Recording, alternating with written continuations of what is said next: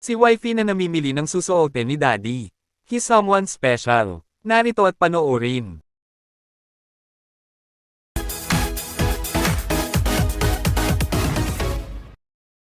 Kahapon nga ay inilabas nga ng ating Chinite princess na si Kim Chu ang kanyang vlog sa naging trip niya sa Taiwan para sa Content Asia TV Awards 2024.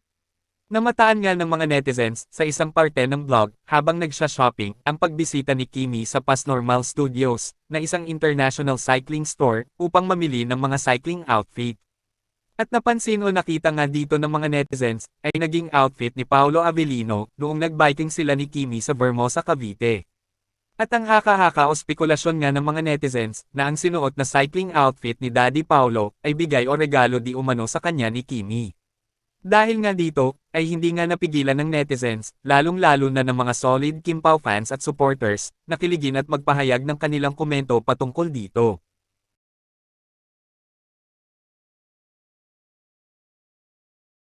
Wow! Si wifey na namimili ng susuotin ni Daddy Pao. Ay! Pasalubong pala yan. Lovely. Loving Kim Pao. Wow! Kim Pao couple talaga ng mga gamit. Ayos yan. Super the best Kim Pao. He's someone special. Ayon nga sa mga netizens, ay ipinapakita o pinapatunayan di umano ni Kimi, ang pagiging sweet at loving niya kay Papi Paolo. Sino ba naman ang hindi kikiligin pag nagkataon? Kayo, anong masasabi nyo tungkol dito? Just comment down below.